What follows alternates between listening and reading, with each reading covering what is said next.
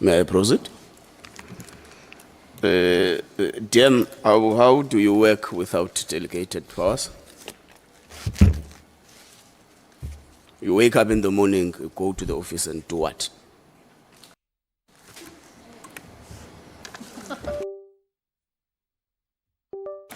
DM, did you get my question? Oh, okay. I thought You you. wake up in the morning, you bath, you wear a very nice suit, arrive there in the department and do what? Can you get close to the mic? Okay. No, thanks, Honorable. You are right. It will appear like we don't have anything to do, but we do, because the department that we are dealing with is vast, and you need to have your pulse on what is happening with the entities that are there. We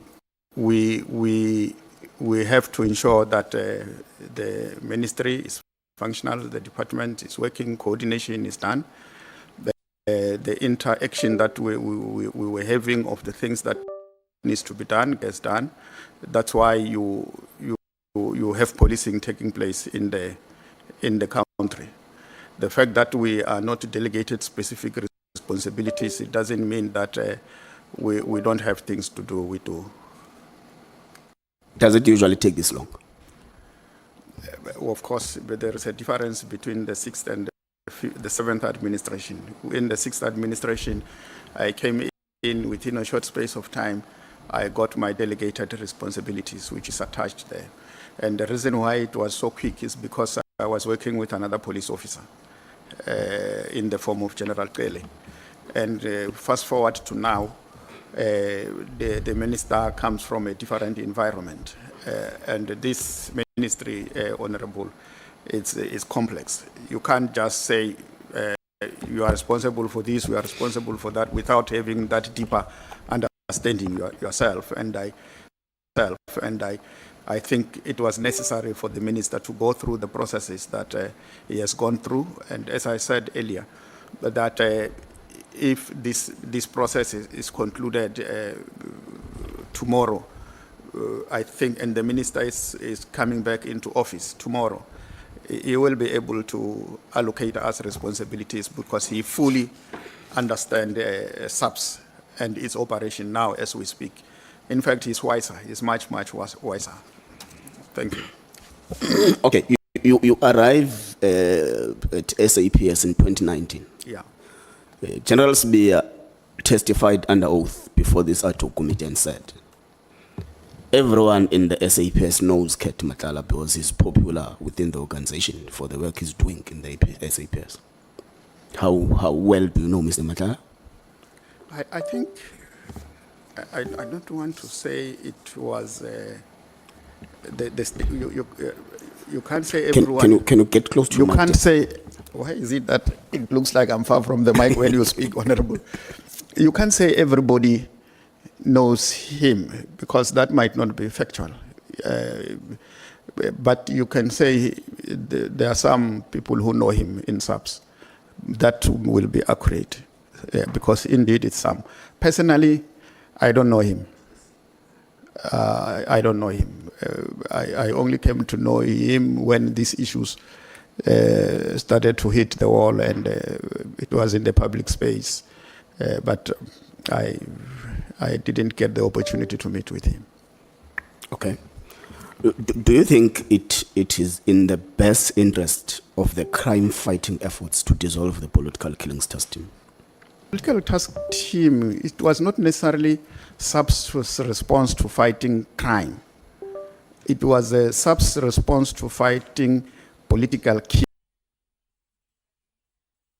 killings that happened in KZN. And it did a very good job. I think it helps us to have an instrument that we can effectively use to fight crime, because it has taken into consideration a number of factors into it, and the need to, for instance, when we separated visible policing into two, to have operational response and to have policing as a division was part of that response. The way crime intelligence have been, the organizational structure have been structured now, it's a way that I can say we have positioned ourselves appropriately to fight crime with that. Crime intelligence, the way it is structured now, is not the same as the way it was structured, I think, 2018, which was signed off. We had a process which you started in the 6th administration of how crime intelligence must look like. And in that engagement, we also engage with the Joint Standing Committee on Intelligence about the structure of crime intelligence. And we discussed, they made their input, and they said, yeah, I think now you are better structured, which now has been approved as a structure that will assist us. So the combination of properly structured crime intelligence and the detectives section, that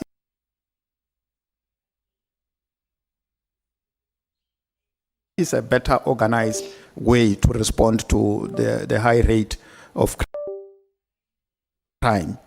But the task team did its work, and it did its work effectively. And task teams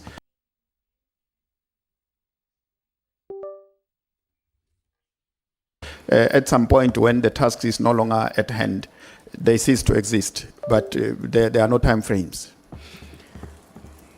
It performed its tasks effectively. Yeah. So does that mean you don't agree with the sentiments that it is not adding any value in policing in South Africa? Yeah, let me say yes. Okay. We can pass that. The task team in itself is comprised as a multidisciplinary team. Yeah. It's comprised of various departments, which some do not even fall under SAPS. Yeah. Do you think it was a rational decision to want to dissolve without consulting the sister departments that are part of the team? Yeah, look, any effective investigation that will lead to prosecution must always be prosecutorial guided, because prosecution plays a role in the fight against crime or dealing with criminality. So once you have got a prosecutorial-led process of investigation, in most cases, the outcome of that process is always good, unlike an investigation that is not prosecutorial guided. You will go to and fro on a matter that you can go once to the prosecution and they say this is the right thing, let's do it. So it was a good thing to integrate them. Of course, when you say this team must fold, there is nothing wrong in you taking such a decision, but embarking on a process that takes everybody on board as you implement. You can't take a decision and implement, and when in the course of implementing, you then want to solicit an opinion. That might have shortcomings. So it's important that all the role players must be taken on board. By the way, they did not establish themselves, they were established. So as you disestablish, you must take them on board. Okay. We have received numerous testimonies as that HOC committee, some with contradicting statements. Some reckon that the decision to dissolve the PKTT is a policy matter. Some reckon that it is purely an operational matter, which does not fall within the ambits of ministers' powers. So what's your take on that? Look, a decision to say that we think the task team has done its work, but we believe we must strengthen this capability that must deal with everything that has to do with murder. There's nothing wrong with that decision. It, in fact, is the right decision to say we must deal with murder, irrespective of where it comes from, whether it affects a politician or it affects traditional leaders or ordinary people. We must deal with it. Therefore, let's strengthen our capacity to deal with that. There's nothing wrong with that. In fact, it was a good decision to discuss along those lines, given the structure that we have adopted. The issue is the implementation of that decision. If you hear everybody involved, nobody says, no, this team must continue existing forever. There is general consensus that it must discontinue. The issue is how it must be done. The National Commissioner says it must be a phased-in approach, which is correct. It's a transition. You can't implement a decision to de-establish a task team of this nature without taking into consideration how do you deal with the things that it was engaged with without a transitionary phase. You can't. It can't work. That's why today, seated here, we are discussing here, and the team exists out there. And you look at the directives. It's just that we're discussing it. It's written here, but it's irrelevant. That directive. January has come and gone. We are now in October. We are discussing it because of the impact it has had on the issues that we're dealing with. So, yeah, it was not permanent, and at some point it had to fold. Even now, at some point it is going to fold. And the approach of management and everybody is that it will be phased out approach. Okay. We also have received testimonies from Minister Nxola, who testified that beyond 2022, the political killing system was not supposed to be in place. So, in a nutshell, meaning that since 2022, the PKTT was operating irregular. Former Minister Nxola said in March 2023, the Interministerial Committee actually extended the lifespan of the PKTT, which later in 2024, I think April, the PKTT also met with the president, and the president gave them a thumbs up and that they must continue. So if you're able to grasp what these events that I'm trying to, you'd say that there is contradiction between the two. Look, like I said, earlier on, Honorable, there was a question to the effect that the PKTT have irregular expenditures. That can only arise if they operate in an illegal, their existence is illegal. So anything they incur is illegal. And I am of the view that there is nothing illegal about the PKTT. And at no stage did it operate in an illegal environment. If it did, I am not aware of that. Do you know a work study that has influenced the construction of a new organogram? Yes.